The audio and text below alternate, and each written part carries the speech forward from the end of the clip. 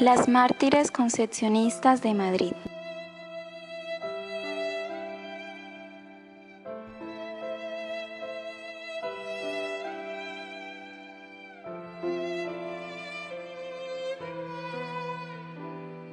Era el año de 1931 y el monasterio estaba perfectamente organizado y floreciente en el espíritu religioso. Pronto la comunidad se dio cuenta de que corrían aires adversos y el vendaval empezaba a rugir, amenazando de nuevo a la quietud de la vida monacal y religiosa en todos los órdenes. El sectarismo alardeaba de su poder y el monasterio concepcionista de San José de Madrid presentía el nublado que se cernía sobre él y sobre toda España.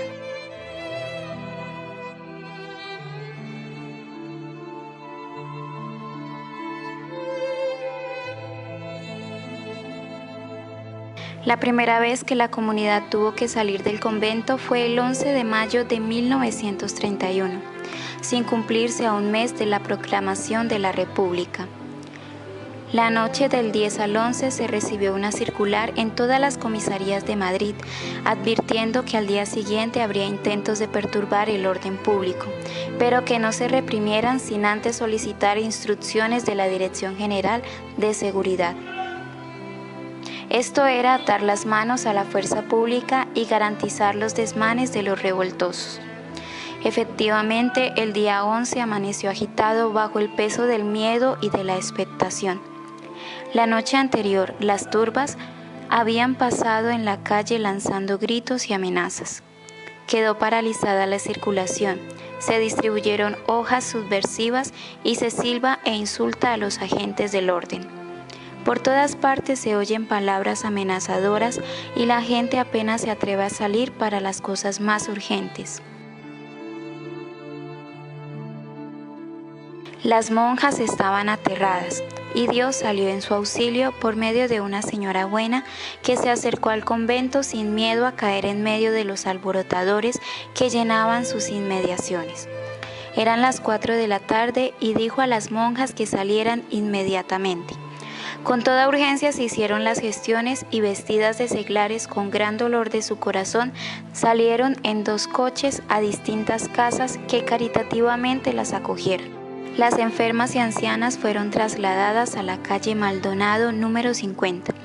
La madre abadesa, una religiosa paralítica y otra enferma vivieron en un piso de cuchilleros número 20. Pero cuando llegaron las ancianas y enfermas a la casa que les acogía, encontraron gran resistencia en el casero que se negaba a recibirlas, y no cedió sino después de muchas instancias y súplicas de las personas que acompañaban a las monjas. Y no fue solo esto, pues cuando salían las monjas del convento hallaron la calle llena de gente subversiva, y como una religiosa enferma salía cantando el Laudate, la turba respondió con una avalancha de alborotados. Afortunadamente el capellán avisó a la Dirección General de Seguridad y la respuesta que no dieron a los jesuitas, pues ya habían quemado su convento, se la dieron a las pobres monjas y acudieron algunos policías disolviendo a los alborotadores. Luego de 20 días volvieron a su amado convento. De nuevo en junio se vieron obligadas a abandonar el convento, y por no molestar tanto a las pobres enfermas, las recogieron en el hospital de las terciarias franciscanas y más tarde en el piso que tenían alquilado en la calle Francisco Silvela, cerca del convento de donde salieron al fin para el martirio.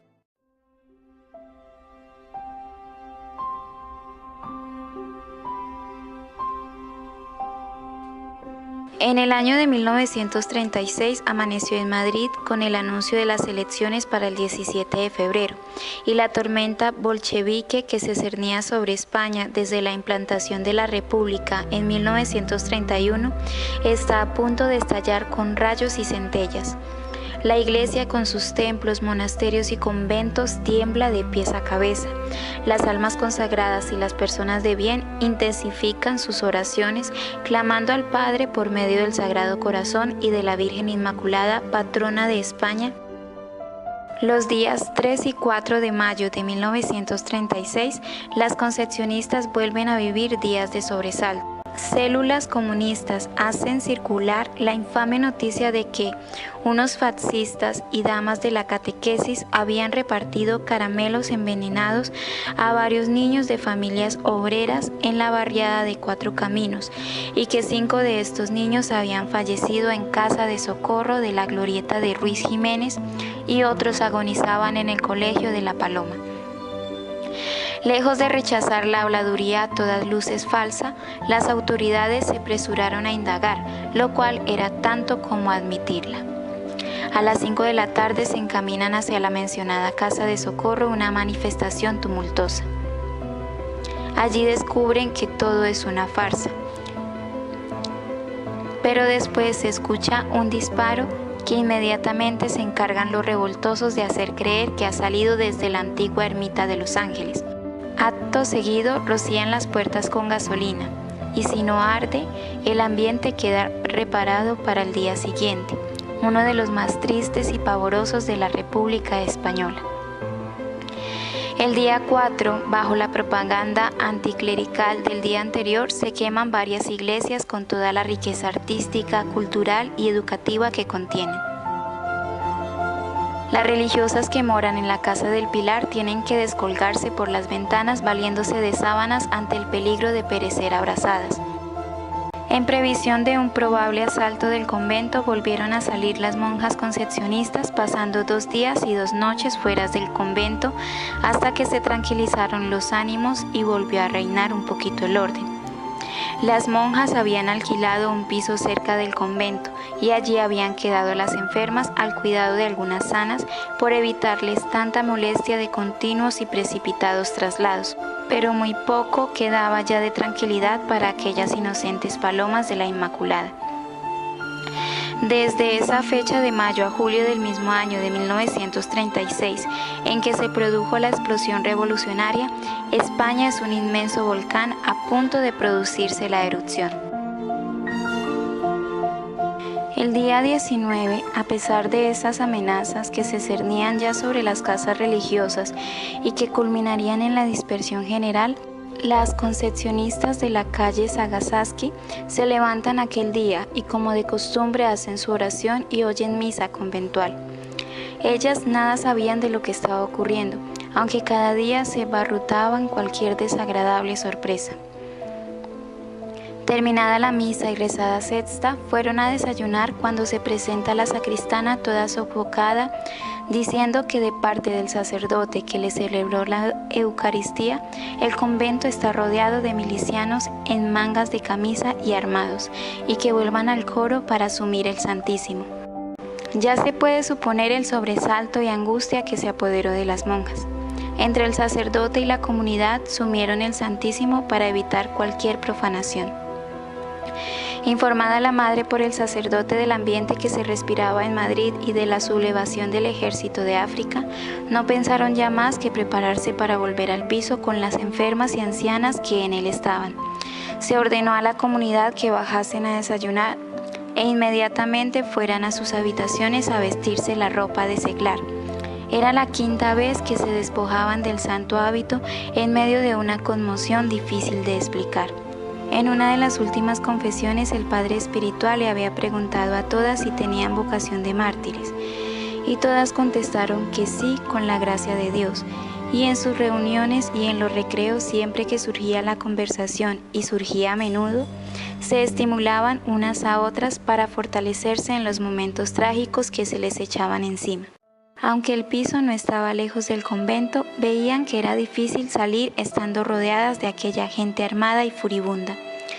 Aguardaron todo el día atisbando a ver cuándo era el momento oportuno. La madre abadesa, muy preocupada porque se pasaba el día sin tener oportunidad de atravesar la calle y trasladarse al piso. Pernoctar un día más en el convento era exponer la comunidad a cualquier atropello, pues el gobierno y por lo tanto los agentes del orden no se atrevían a oponerse a las células comunistas y socialistas.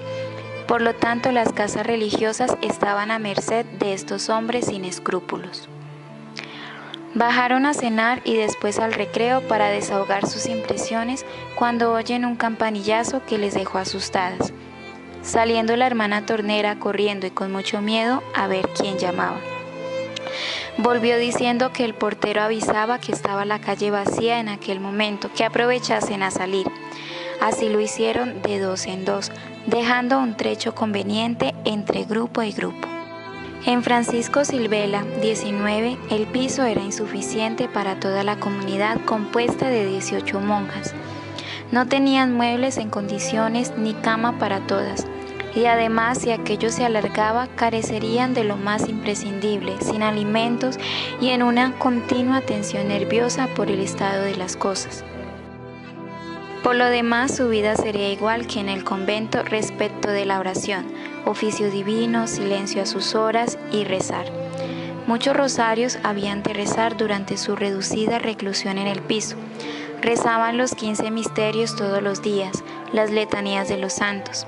A veces lo hacían con los brazos en cruz. Una cosa llenaba de paz sus almas: Dios.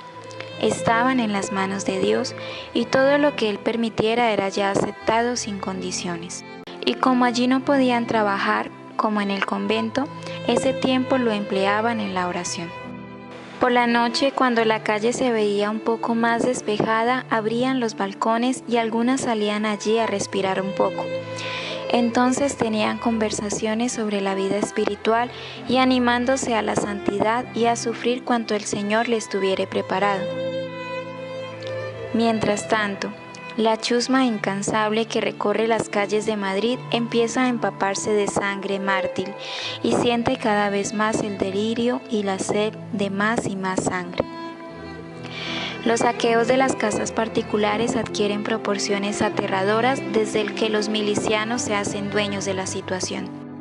Empiezan las detenciones de personas decentes y religiosas con las que se cometían los más horrorosos atropellos. Las concepcionistas de la calle Francisco Silvela se llevaron también un susto fenomenal, pues a los pocos días de llegar al piso se produjo un tiroteo horroroso que los otros vecinos, no sabiendo dónde guarnecerse, se refugiaron en el ascensor y centro de la escalera, pero ellas, no pudiendo salir, lo aguantaron en sus habitaciones. Fue tan grande la granizada que todas creyeron que había llegado su fin. Después se enteraron que no iba para ellas, pero sí se estrellaron contra la misma casa. El tiroteo cesó sin más consecuencias para ellas, pero 2 días después les visitó su demandadera y les comunicó que aquel mismo día habían fusilado al coadjutor de su parroquia de Covadonga y que ellas pudieron ver desde los balcones las llamas que redujeron a escombros el bello edificio de su querida parroquia. También se enteraron por ella del horrible saqueo de su amado convento, perdiendo tantas cosas que las unían a este mundo. Ya estaban despojadas de todo aquello a lo que aún estaba depositado algo de su corazón. Ya se estaban preparando para el sacrificio final. Esta serie de noticias y acontecimientos puso en alerta a la madre, que consultando con sus hermanas, intuyeron que era un peligro mayor estar todas reunidas y dio libertad a todas las que tuvieran familiares en Madrid para que se fueran a recoger con ellos. Sor Beatriz se fue con Sor Sagrario, que era aún más joven, pues tenía 23 años. Y como Sor Beatriz no tenía a nadie en Madrid, quiso llevarla con su familia, que ya la conocía por haber estado ya con ellos cuando la salida del mes de febrero. Repartidas por distintas casas, lo que más echaban de menos era la Santa Misa y Comunión. Hacían los rezos y meditaciones como si estuvieran en el convento y pasaban largos ratos estimulándose con reflexiones y conversaciones espirituales, soñando con volver al convento para ser mucho mejores. En medio de tan incierto porvenir, su principal preocupación era la vida espiritual, no perder el tiempo y vivir entregadas a la providencia divina. Y como los pisos comparados con el convento son tan pequeños y la familia lo llena todo, siempre que podían echar una escapadita al cuarto más apartado de la casa, allí se perdían a tratar con Dios en la oración. El mes de agosto fue un mes de sangre y de horror en toda España, ocupada por los rojos comunistas, pero de modo especial en Madrid. El número de cadáveres que se encontraba cada madrugada por todas partes era de centenares. El espectáculo que ofrecía el cementerio del Este era macabro, y esto que no figuraban en las listas oficiales todos los paseados. Llevar al paseo se decía cuando a un pobre desgraciado le sacaban de la cárcel montándole en cualquier camioneta sin decirle la verdad del por qué ni del dónde le llevaban. Pero todos sabían que llevarle al paseo era camino del cementerio para acabar cayendo frente al paredón. Los milicianos abrían fosas donde les convenían y allí enterraban por su cuenta sin dar comunicación de ello a nadie.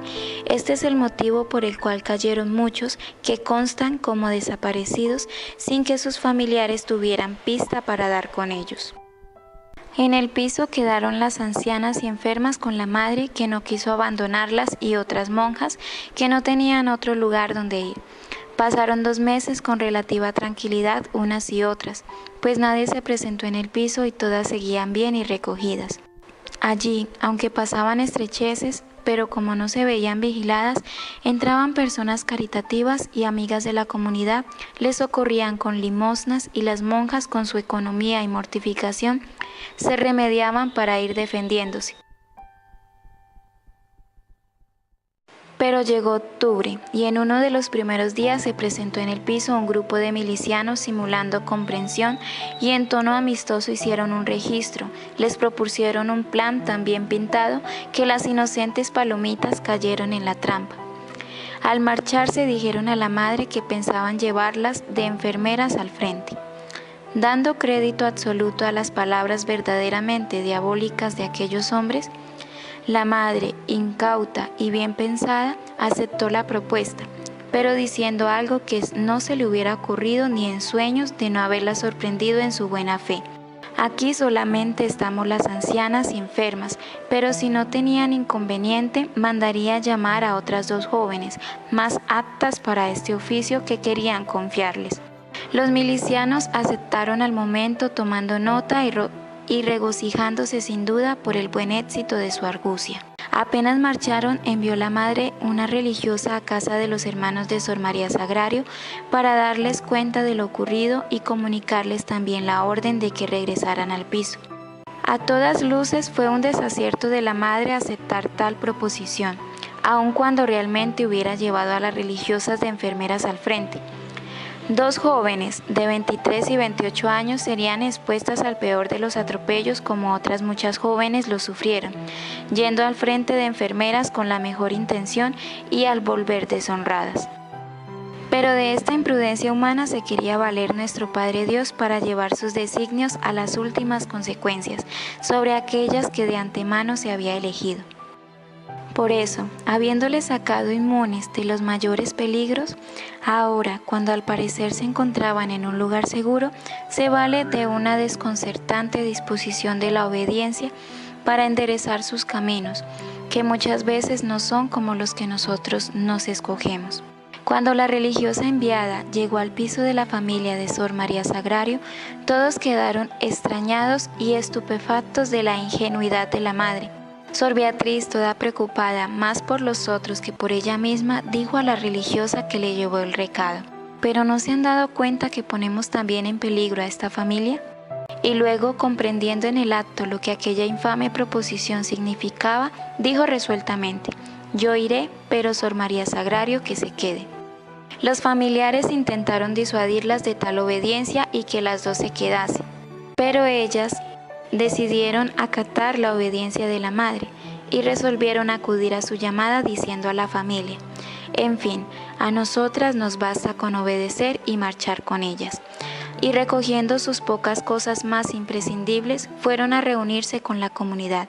Fueron las 2, aunque Sor Sagrario pocos días después fue liberada por su hermano, que como policía sabía los trámites que podría emplear para ello. Trámites que con pena no le sirvieron para ninguna otra. Una vez que las tuvieron a todas en el piso, lo redujeron a prisión, montando guardia a la puerta. Hasta aquel momento había quedado en el piso también Sor María del Sagrario, pero cuando su hermano Wenceslao se percató del peligro que todas corrían, hizo las gestiones necesarias para llevársela, no consiguiendo lo mismo para Sor Beatriz, aunque lo intentó. Otra joven, íntima de Sor Beatriz por su edad y por su temperamento e ideales, como estaba colocada sirviendo a una familia, no la hicieron ir con todas y fue el motivo para salvarse de la matanza. Al marchar Sor María Sagrario, la despedida debió ser desgarradora y fue para toda la comunidad el momento más duro, experimentando en aquellos meses. ¡Qué escena tan emocionante! Al darle el último abrazo, dijo Sor María Sagrario con nostalgia: «Ay, Sor Beatriz, tú eres la elegida del Señor. A mí no me quiere todavía». Y Sor Beatriz, visiblemente emocionada, pero reprimiendo sus sentimientos, contestó estrechándola fuertemente: «Vivamos muy unidas en Jesús y cúmplase su santísima voluntad». Reunida de nuevo la comunidad, empieza para las monjas un martirio moral y físico, lento y dolorosísimo, que culminaría en el sacrificio total. Los milicianos, siempre de guardia en la puerta, dificultan toda la relación con el exterior. Llegan a carecer de lo más imprescindible. Los alimentos apenas sirven para conservar la vida. En los 20 días que vivió Sor María Sagrario en el piso, solamente comieron un poco de arroz condimentado con sal. Algunas veces, como cosa extraordinaria, su hermana les llevó algo de pescado en conserva.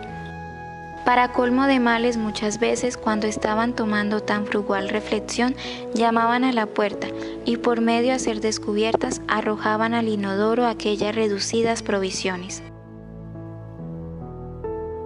No tenían camas y se veían obligadas a dormir tendidas en el suelo.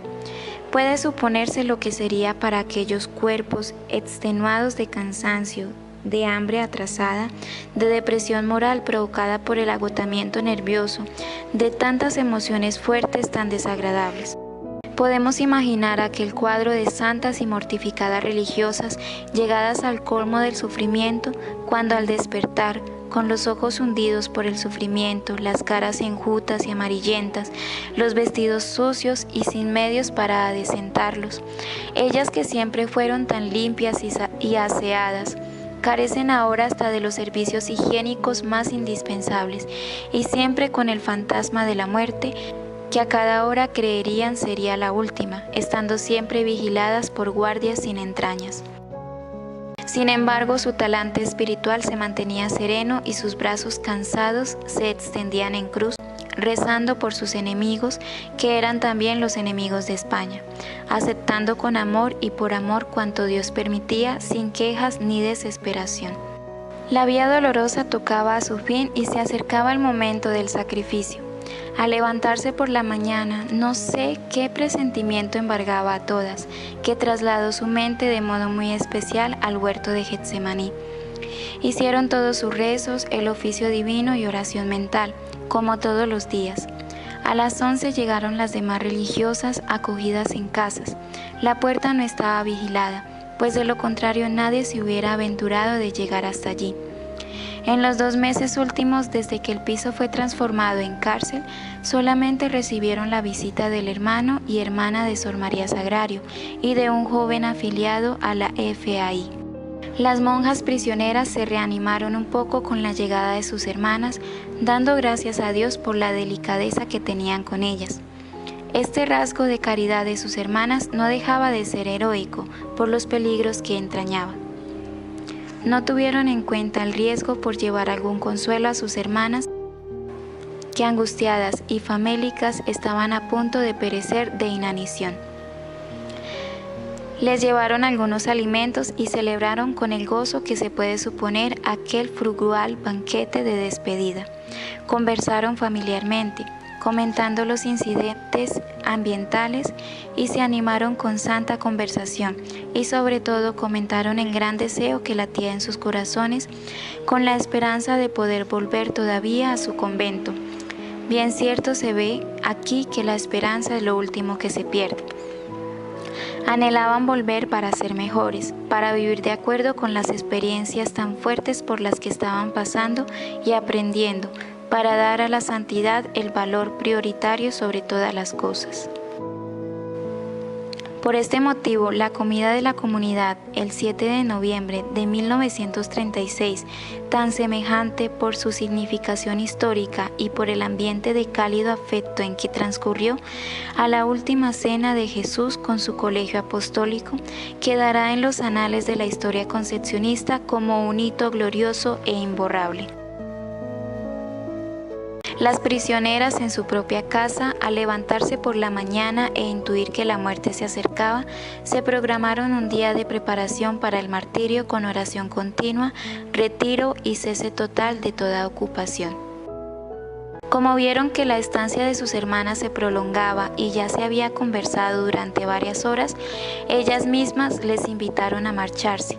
Y fue la más joven del grupo quien dijo unas palabras que Sor Sagrario recogió para nuestra enseñanza.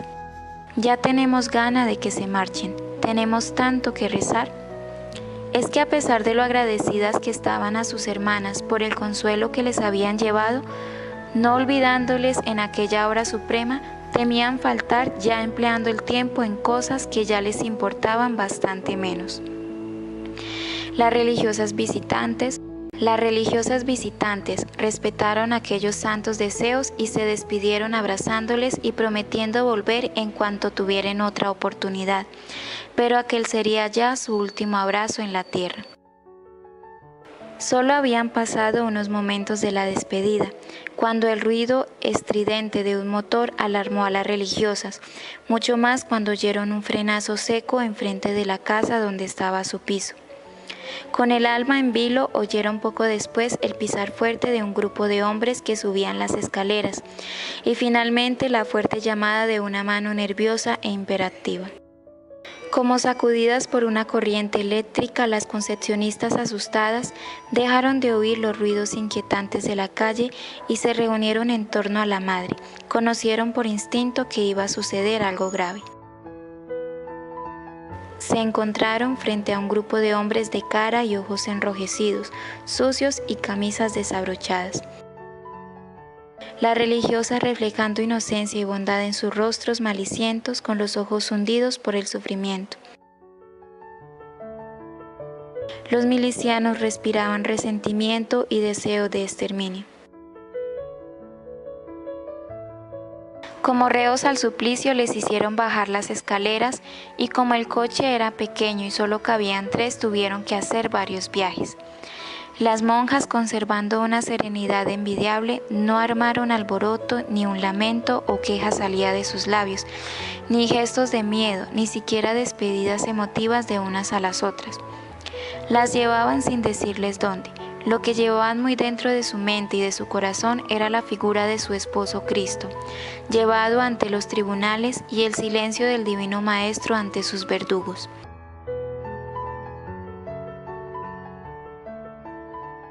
En cambio, aquellos bárbaros venían en plan de empezar allí mismo el martirio de las religiosas. Las trataban con una rudeza incalificable, introduciéndolas en el coche con palabrotas y sin miramiento alguno como a empellones. Lo más trágico ocurrió con las 3 monjas últimas. Una de ellas estaba paralítica y como no podía andar, los milicianos querían echarla escaleras abajo. A fuerza de muchos ruegos de la superiora y del portero, se avinieron a que bajase despacio y ayudada por otras 2 religiosas. Ya en el zaguán, la abadesa despidió a la hija del portero, María Teresa Alcaraz. La estrechó cariñosa y fuertemente las manos y le entregó todos los fondos que poseía la comunidad, 45 pesetas. Momentos después, las monjas concepcionistas ingresaban en las cárceles del Centro Comunista de las Ventas. ¿Cuál fue el resto de la odisea dolorosa de aquellas monjitas? Es cosa que no podemos conocer con certeza. Tampoco nos consta las circunstancias del martirio, pero podemos reconstruirlas con mucha probabilidad de acierto, casi con seguridad.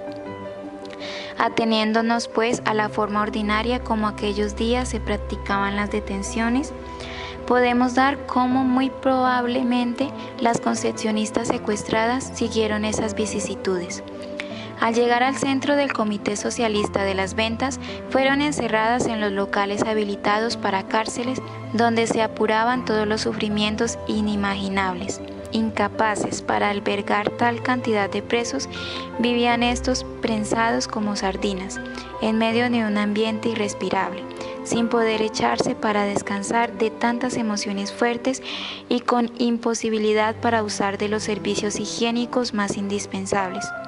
A las 4 o 5 de la mañana se leían las listas de presos que oficialmente salían en libertad y en realidad eran cargados en camiones como ganado y asesinados en masas en las afueras de Madrid. Es por tanto lo más probable que al día siguiente, en uno de aquellos trágicos paseos, nuestras queridas hermanas del monasterio de San José de la calle Sagasti ofrendaron sus preciosas vidas por Dios y por España, confundidas en la multitud de buenos españoles que en aquellos días encontraron también la muerte, víctimas de la revancha cobarde de las milicias comunistas.